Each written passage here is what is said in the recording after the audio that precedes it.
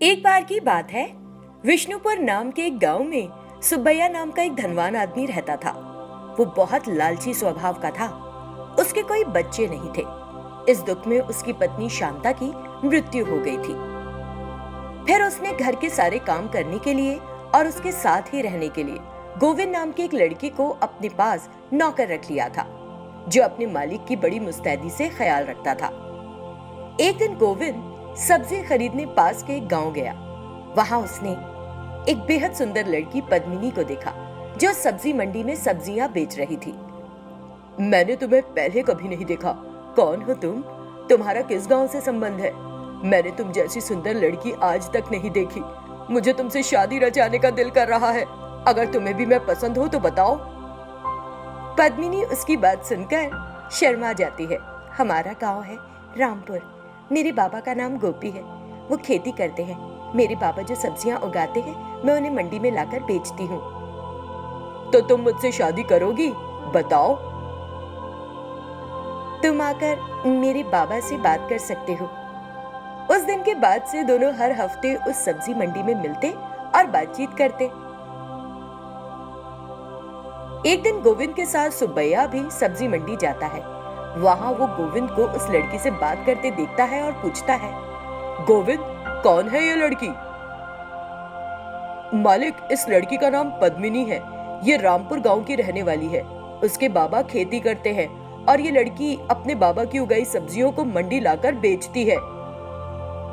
तुरंत सुब्बैया का दिल पद्मिनी की सुंदरता देखकर उससे शादी करने का हो गया। वो उसे पागलों की तरह एकटक देख रहा था।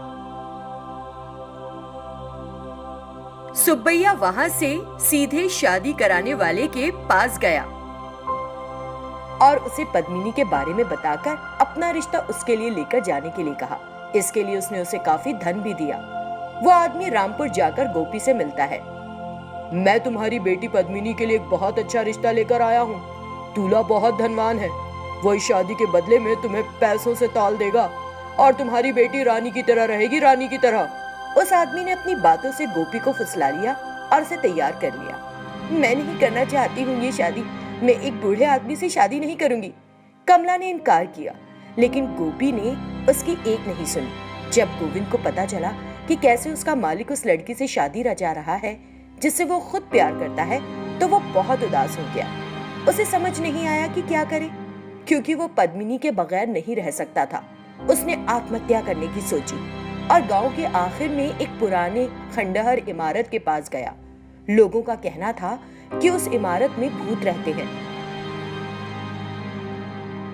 क्या मैं थोड़ी बहादुरी दिखाकर उन भूतों को ये बात बताकर उनसे पद्मिनी से शादी करने के लिए मदद मांगू?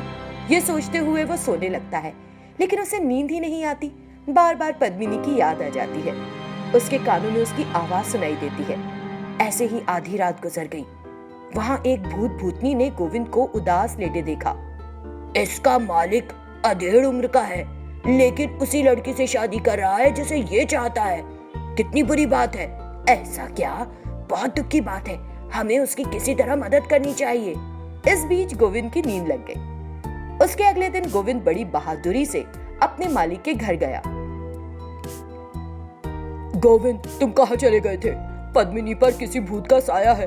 तुम उनके घर जाओ और उसके बाबा से कह दो कि हमने ये शादी तोड़ दी है। 1 घंटे में शादी है। गोविंद ने जाकर सुब्बैया का संदेशा गोपी को दिया। इससे 1 घंटे में शादी है और ये सुब्बैया कह रहा है कि वो शादी नहीं करना चाहता है। ये मेरी इज्जत और नाम खराब करने के लिए कर रहा है। अब मेरी लड़की से कौन करेगा शादी? गोपी ने खूब टंटा खड़ा किया। गोविंद ने जाकर सुब्बैया को इसकी जानकारी दी। गोविंद, तुम्हें मेरी बात का मान रखना होगा। कृपया पद्मिनी से शादी कर लो। मेरा तो कोई है नहीं। मैं अपनी सारी जायदाद तुम्हारे नाम कर दूंगा। अंधा क्या चाहे दो आंखें। गोविंद तैयार हो गया और दोनों की बड़ी धूमधाम से शादी हो गई। उस दिन रात में पद्मिनी गोविंद से कहने लगी, मैंने तुम्हारे कहे मुताबिक ही किया। मैंने नाटक किया जैसे मैं किसी भूत के वश में हूँ। तुम्हें ये उपाय आया कहाँ से? मैंने तो आत्महत्या करने का निर्णय ले लिया था और भूतिया इमारत चला गया। शायद भूतों को मुझ पर रहम आ गया और हमारा अच्छा करने के लिए उन्होंने किया हो ऐसा। इसीलिए जिन भूतों ने हमारी शादी करवाई है, हमें उनका शुक्रिया अदा करना चाहिए। मुझे लगता है कि सच में शायद किसी भूत ने मुझ में प्रवेश कर लिया था, तभी सब कुछ एकदम असल लगा। मुझे डर लग रहा है। अरे कुछ भूत अच्छे भी होते हैं, इसीलिए तो कराना हमारा भला। फिर दोनों खुशी खुशी साथ में रहने लगे।